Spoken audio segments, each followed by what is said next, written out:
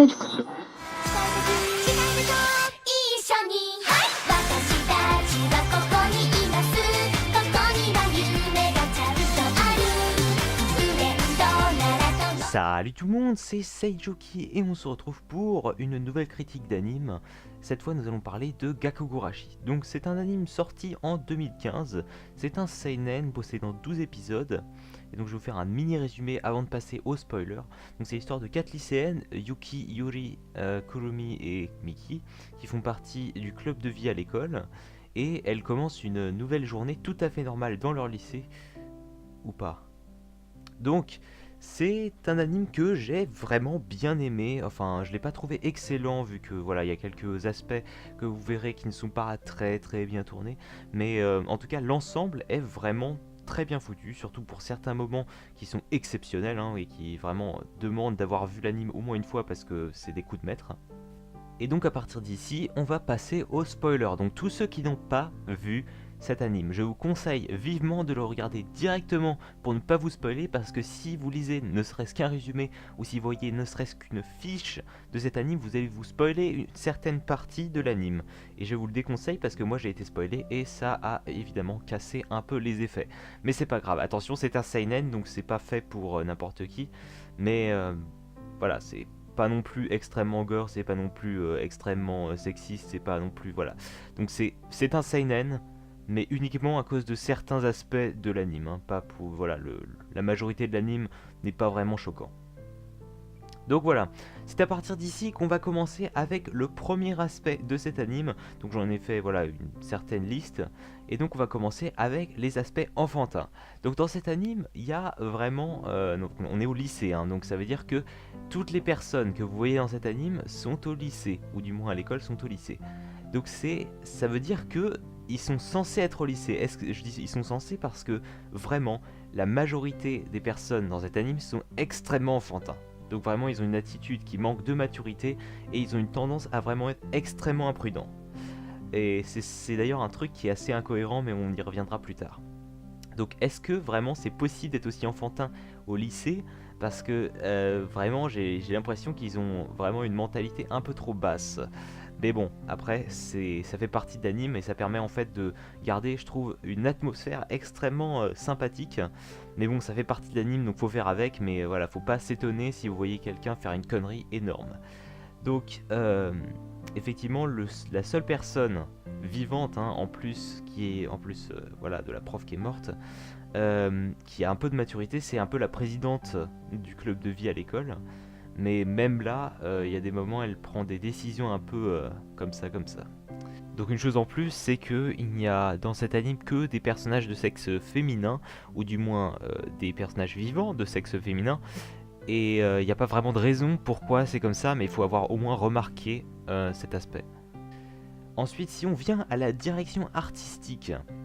Donc la direction artistique est également très enfantin, mais c'est tourné pour avoir l'air vraiment innocent et lumineux. Mais c'est en fait quelque chose qui passe très bien dans cet anime, parce que c'est en contraste total avec les zombies, le sang, le gore, voilà tout ça. Tout le reste de l'anime est assez sombre, un peu gore, et en fait ça fait un contraste énorme si on se retrouve avec des petits personnages super innocents et super mignons, voilà, et qu'on se retrouve d'un autre côté avec des zombies, d'ailleurs en 3D, hein, qui sont entourés de halos sombres, ténébreux, un peu bizarres. Et en fait c'est un contraste vraiment très fort avec voilà l'environnement qui est autour d'eux, donc avec les vitres brisées, le sang par terre, voilà tout ça. Et c'est justement ça, c'est plutôt bien fait, et c'est dans ce cas-là que je suis assez voilà, d'accord avec la direction artistique qui a été prise. Et d'ailleurs, il y a aussi très peu de détails sur les personnages qui ne sont pas des personnages principaux. Si vous avez remarqué, tout au début de la série, vous avez beaucoup voilà, d'élèves qui n'apparaissent pas dans la série, ou seulement pendant un petit instant, pendant que Yuki a ses hallucinations terribles. Et bah voilà, ces personnages n'ont pas de visage, ou presque, à part les quelques amis qui sont tout au début, et certaines profs. Et vous avez également les zombies en 3D, donc voilà, là pour le coup, si vous voulez le moins de détails possible, c'est possible, il suffit de regarder les zombies. Donc les zombies sont en 3D, ce qui est une assez mauvaise habitude je trouve dans les animes, de mettre des choses en 3D, parce que souvent la 3D est mal faite, et voilà, vu que évidemment tout le monde n'a pas le budget pour, enfin voilà, les animes n'ont pas forcément le budget pour faire de la bonne 3D, et surtout Voilà, il y a un tellement gros contraste entre les choses en 3D et les choses en 2D que ça crée une sorte de chose immonde, un résultat très médiocre. Mais dans cet anime, ça passe très bien. Pourquoi? Parce que tous les objets en 3D, ou en tout cas la majorité, sont entourés d'une aura sombre ou ténébreuse qui empêche en fait de voir les détails de la chose en 3D.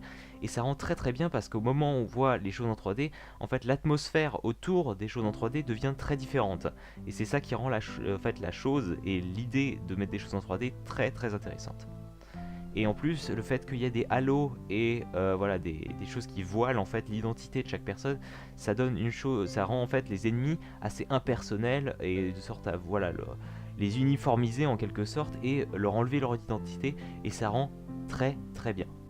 Ah oui, et il y a une chose aussi qui m'a étonné un petit peu dans la direction artistique, c'est pourquoi Mickey porte des sortes de cuissardes ou même des attaches pour collants. Mais perso, ça m'a fait bizarre. Mais bon, c'est aussi sa façon dont elle est habillée. Voilà, c'est un peu bizarre, hein. Bon, enfin bref. Donc ensuite, il faut voir l'introduction de l'anime. Donc vraiment, l'introduction de l'anime est l'une des choses les mieux faites de cet anime. Donc c'est une introduction vraiment géniale qui dure en fait presque un épisode entier.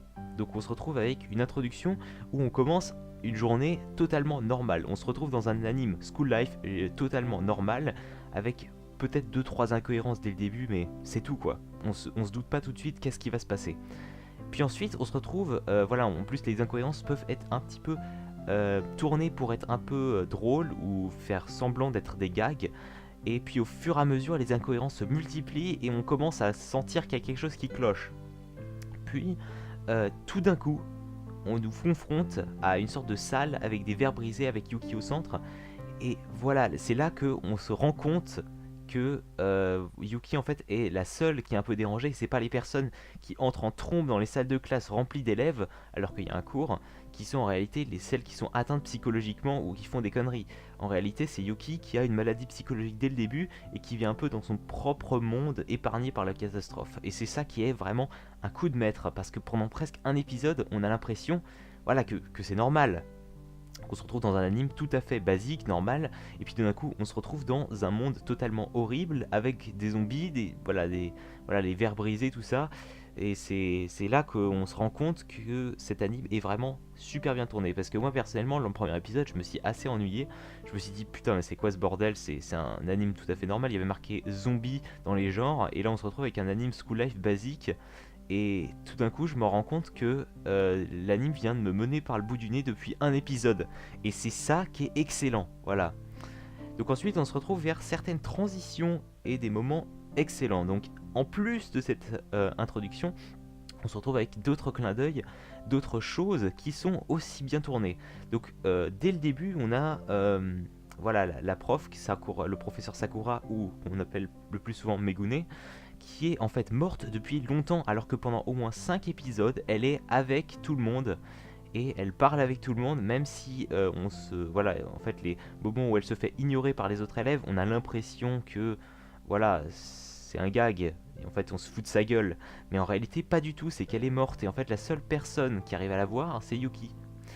Et en fait, justement parce qu'on l'ignore, c'est quelque chose qu'on a l'impression que c'est faux, en fait, même à un moment, même Yuki l'ignore tout au début, et voilà, elle se plaint tout le temps que personne lui fait attention à elle. Et en fin de compte, voilà, c'est au moment en fait où Kurumi prend le volant alors qu'elle a seulement de l'expérience en matière de jeux vidéo, qu'on se dit il y a quelque chose qui cloche. Et tout à la fin, enfin bien plus tard, hein, quand voilà, Mickey rejoint le club, on remarque qu'en fait Megune est morte depuis un certain temps. Et c'est vraiment à nouveau un coup de maître, et que voilà, ce qui rend l'anime bien plus intéressant. Donc on se retrouve maintenant au scénario. Donc qu'est-ce qui est mal ou bien dans le scénario? Donc le scénario est pas horriblement mauvais, mais il possède quelques grands trous scénaristiques et quelques petites erreurs. Donc le plus grand problème de ce scénario est simplement que l'école est l'un des seuls endroits encore vivables, parce qu'il a des dispositifs voilà, un peu trop bien placés au bon moment. Et le pire, c'est qu'il a été construit pour voilà, résister au virus, et ça on le sait que très tard. Et donc, vu qu'il a été créé pour résister au virus, et qu'on a même des document dans la salle des professeurs qui indique qu'il a été construit pour résister au virus. Pourquoi que 4 personnes survivent voilà, au départ de ce virus? C'est complètement incohérent. Je veux dire, voilà, cet endroit est fait pour résister au virus et il n'y a que 4 personnes qui s'en sortent. Alors qu'en théorie, certains profs devaient être au courant. Enfin, je suppose. Et donc, il n'y a que 4 personnes qui arrivent à survivre et qui profitent de cet équipement. Sachant qu'il y a évidemment d'autres endroits qui ont été préparés pour le virus, mais c'est pas la question. Donc ensuite, il y a plusieurs autres problèmes dans le scénario et qui relèvent du domaine d'un mot à 4 syllabes que j'adore, la cohérence. Voilà, la cohérence. Donc, il y a plusieurs fois dans l'anime des incohérences absolument horribles qui font leur apparition. Donc, il y a quelques trucs qui sont complètement incohérents et qui font limite, voilà, qui te rendent en fait l'anime beaucoup plus nul ce qu'il aurait pu être. Donc déjà, une chose qui frappe vraiment, c'est qu'une seule personne se balade avec une arme en permanence. La seule personne qui se balade avec une arme, c'est Kurumi. Elle se balade avec une pelle. Alors je vais pas dire que ils n'ont pas la possibilité de ramasser d'autres armes et que la plupart des armes sont assez lourdes. Je veux dire, les seules personnes qui portent des armes, même à la fin, c'est Yuki quand elle porte une batte de baseball trop lourde pour elle. Alors je veux dire, il y a des limites à la connerie. Donc, dans une survie zombie, dans tous les cas, dans une apocalypse zombie, on s'arme, tout le monde, en permanence. Parce que c'est une bêtise de pouvoir se retrouver à main nue contre un zombie. Même si on est plus rapide, voilà, c'est quelque chose à ne pas faire.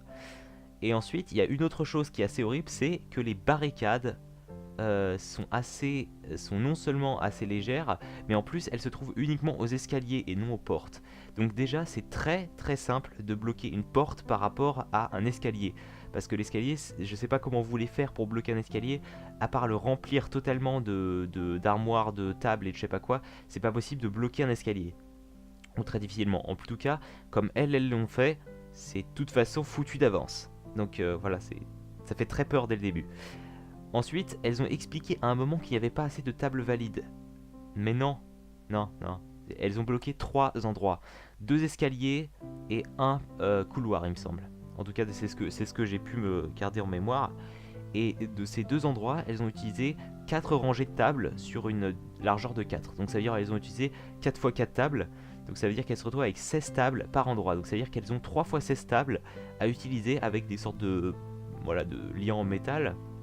Ok, ça encore ça va, mais qu'elles disent qu'il n'y ait plus de tables valides pour agrandir la barricade, je suis désolé mais c'est pas possible. Dans une école, s'il y a déjà tant de tables, déjà je pense pas que ce soit des salles de classe à 16 élèves. Donc voilà, il n'y a pas seulement 2 salles de classe ou 3 salles de classe dans l'école je pense. Et même si 70% des tables se font péter, si jamais il y a environ 8 salles de classe avec environ 20 à 24 élèves, c'est pas possible que même s'il y a 60-50% des tables qui soient pétées, ce qui est déjà assez difficile, que ce soit pas possible d'agrandir ces barricades. Et si en plus elles les posaient au bon endroit, ce serait encore mieux. Et en plus elles se plaignent à pas mal de moments, ce qui est une autre incohérence, qu'il n'y ait pas assez de ressources, alors qu'elles ont plusieurs fois observé le comportement des zombies, qui d'ailleurs on remarque dans cet anime ont en fait un comportement qui en fait se rapproche un tout petit peu d'un comportement normal, et en fait les zombies réagissent un peu comme dans leur vie antérieure, donc ils gardent des habitudes comme aller à l'école et des choses comme ça. Donc ça veut dire qu'en pleine nuit ils pourraient aller n'importe où et récupérer des vivres et des objets, ou même sortir en ville, vu que voilà, la nuit normalement il n'y a pas grand monde qui se balade en ville, en tout cas pas dans les tours, dans les quartiers résidentiels, et ils pourraient récupérer des vivres, c'est pas un problème. Mais bon, après, voilà, non seulement elles se baladent pas armées, mais en plus il y a pas mal d'autres choses qui sont assez incohérentes, même si elles auraient pu bien mieux gérer les situations. Donc il y a pas mal d'autres choses qui sont incohérentes, mais je vais pas vous faire une liste de 2 km, on va pas passer 1 heure sur cette critique, ce serait un peu con. Donc ensuite il y a le syndrome de la connaissance infectée. Alors c'est un petit nom que je lui ai donné, mais c'est tout simplement pour montrer que c'est quelque chose qui est assez courant dans les œuvres impliquant des zombies. Donc voilà, on plante le décor. Une connaissance se fait zombifier et au moment où on la rencontre, le personnage principal, assailli par des remords, des souvenirs, est donc incapable de le tuer. Donc encore, ce serait pas si grave si le personnage se faisait pas tout de suite bouffer ou mordre directement après. Donc déjà, si on n'est pas capable de s'écarter d'un zombie et de se faire bouffer, c'est déjà assez compliqué. Parce que si on n'a pas le courage de tuer une cible, et ben on s'écarte au moins pour éviter de se faire mordre comme un con alors que la cible est toute seule. Je suis désolé mais c'est pas possible. Et donc une des premières règles élémentaires de la survie contre les zombies, c'est un zombie est un zombie et peu importe son physique, son apparence ou quoi que ce soit d'autre, son but est de tuer et votre but est de survivre. Donc vous vous écartez, vous faites ce que vous voulez, mais vous survivez, vous vous faites pas mordre. C'est débile de mourir comme ça, même si c'est votre mère, votre fils ou je sais pas quoi. Voilà, si cette personne, vous la connaissez, qu'elle est zombifiée, c'est un zombie, point à la ligne. Il n'y a rien d'autre à savoir. Hein. Si vous voulez, vous pouvez la tuer puis faire une sépulture, mais vous vous laissez pas mordre comme un con. Voilà. Donc ensuite. Donc voilà, en fait, ça arrive un peu à la fin de la critique. Donc pas mal d'aspects quoi qui auraient pu être mieux faits. Mais par contre, voilà, il y a beaucoup d'aspects qui sont également très bien faits. Voilà, l'ambiance surtout, la direction artistique, tout ça, c'est très bien fait. Et puis ensuite, une autre chose qui est très très bien faite, c'est les openings qui changent. Donc je sais pas si vous avez remarqué, la musique ne change pas, mais plusieurs fois, l'opening change 2 fois d'ailleurs en théorie, peut-être plus, mais j'en ai sauté quelques-uns. Donc ce qui est le plus frappant, c'est le premier opening et le deuxième. Le tout premier opening du premier épisode est tout à fait normal. C'est un opening School Life tout à fait normal. On se retrouve avec des classes clean, tout qui est propre, tout qui est magnifique. Et puis quand on arrive au deuxième épisode, il y a des zombies dans la cour, les vitres sont pétées, voilà, tout est cassé. Voilà. Et donc c'est ça qui est assez bien tourné. Puis ensuite on a le tout dernier opening il me semble, où en fait à la fin de chaque opening on se retrouve avec voilà, une table avec une tasse de chocolat chaud et le bonnet de Yuki. Et en fait dans tous les openings il y a des pétales de fleurs de cerisier qui se retrouvent partout sur la table, et non seulement aussi sur le bonnet de Yuki, mais dans le tout dernier opening on se retrouve avec en fait des taches de sang sur le bonnet. Et ça c'est vraiment pas mal parce qu'en fait ça, en théorie ça spoile pas vraiment, mais on comprend à la fin pourquoi il était teinté de sang, justement parce que voilà, elle a utilisé le bonnet pour voilà, mettre une sorte de muselière au chien qui s'appelle Taromaro. Attendez, Taromaro, et voilà. Enfin, et une dernière chose, dans les animes, je déteste les chiens dans les animes de zombies, même si je déteste les chiens en général. Dans n'importe quelle apocalypse zombie, quelle qu'elle soit, hein, y a un problème avec les chiens. Un chien peut avertir l'arrivée d'un danger, mais surtout peut devenir un danger mortel en aboyant. Et ce qui est encore plus chiant et encore plus mortel, c'est quand il se fait mordre, et si surtout le virus agit sur les animaux. Ça avait l'air d'être le cas, et donc une autre incohérence, c'est qu'il n'y ait pas d'animaux qui attaquent les humains, mais bon.